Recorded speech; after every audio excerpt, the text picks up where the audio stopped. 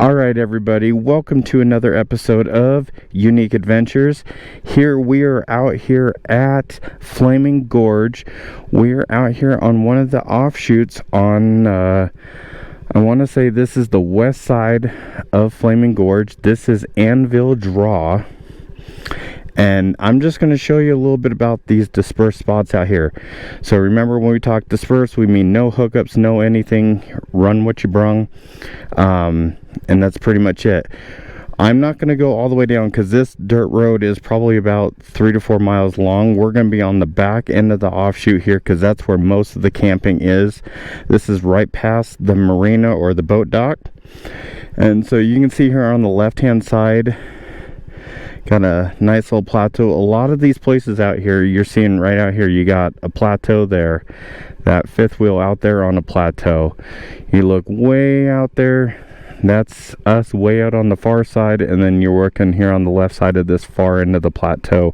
So all these little offshoot plateaus, it's kind of where people are hanging out more towards the end of the draw. And let's go putt around here a little bit and go show you a little bit. So this stuff here is all first come first serve.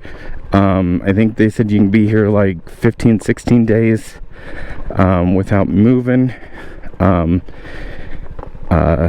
and you can be here for free. Remember, this is BLM land. This is, you know, this is completely free, and you can be out here. Now we're gonna look over here on the right hand side.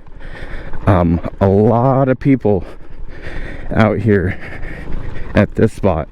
What's good about these bigger spots too, you can bring in a whole mess of people here and have yourself a nice little camping party if you can get out here. Here at Anvil Draw, these sites are very, very lucrative. If you are on the Utah side of Flaming Gorge, they do charge for the BLM land. I don't think it's too substantial, but they do charge. But we are on the Wyoming side, so it's a lot more appealing to people. But you see down here, got a nice little cove here on, I believe this will be the south side of the draw. And look at that. You're checking out that toy hauler there with that canopy way out there. That's a great spot. That sun's gonna set over their trailer, and in the afternoon they're gonna have nice shade, and they are literally right on the gorge. It's great out here. This is definitely God's country out here, and you know, this will always be like this as long as people, you know, take care of it and do what they need to do. So that's that over there. We're gonna come over to the other side of this little cove here. It's another nice little spot here.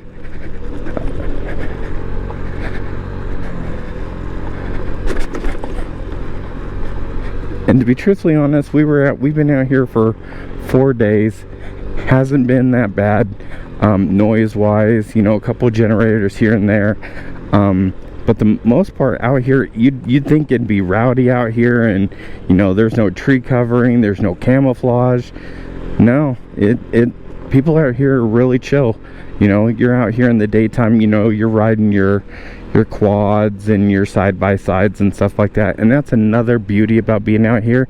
There are a ton of little side shoot trails and stuff like that you can go riding on. I know we put a lot of miles on the Ruckus this weekend, and this week, and I know my dad's four-wheeler, they said we put over 110 miles on it just here, just riding around the back roads. So this is the point, or this is what my dad and, you know, we refer to as the point. This is probably the most lucrative spot out here. This is where we wanted to be, but just, you know, just didn't happen. And we were, I want to say, the last time we were out here about 8 years ago, we were right in this area here. Just really good stuff. You got this nice little spot over here, and You know what, now that I'm thinking about it, this might be the spot that we had. Yeah, this is it right here. So this is the spot that we had the last time we were out here, and we parked like 3 rigs out here. And this I feel is probably one of the best spots out here. You get out here, you got the water on this side here, and in this cove the water usually stays pretty mellow, so it's good to park boats and stuff in. I know we had a little bit of an issue with that this weekend, and you see somebody's got a boat down there. Got a nice little sandy little beach action going on down there. Then you got that spot we were talking about earlier in that cove, and then you got a couple more boats parked down there. Like I said, this little cove's great for parking boats, but look at that scenery out here. You can't beat that. You really can't. You know, if you're from Washington and you're seeing this is camping. And I know we've got some spots in eastern Washington that probably mimic this, and I just haven't been there yet, but this is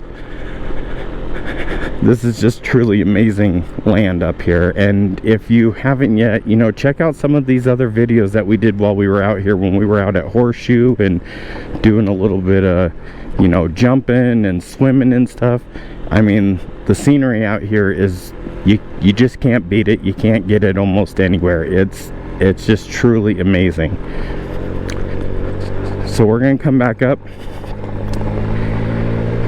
and we're gonna come down to where we're at here. I would say past the marina and kind of where we're at here, there's probably, if you want to call like this a pod and that a pod, oh shoot, I went down the wrong road. Let's turn around, let's try this again. I'd say there's probably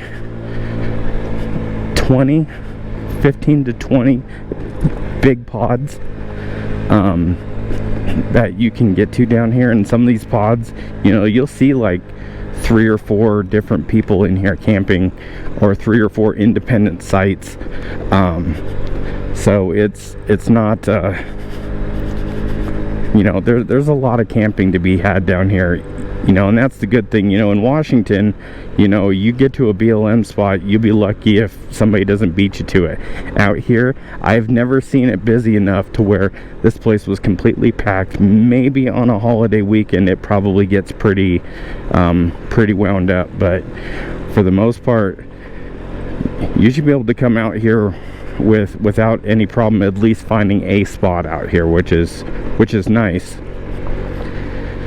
So this area here is about, I'd say about 4 hours away from Salt Lake, and that's where we're gonna head to after today. And if you're coming from Washington, it's 17 hours. We traveled 17 hours to come down here and enjoy this the last 5 days. Definitely worth it though. So this big plateau area out here, this is, we had like 1 or 2 people out here all weekend, and it's still great. You don't have as much beach access in this top end, but it's still wide open. You could still get a bunch of people down here and have yourself a good time. Let's come over to where we're at. We're at the northernmost point of Anvil Draw on the end. And so we've got our trailers out here, my trailer and my sister and my brother-in-law's trailer.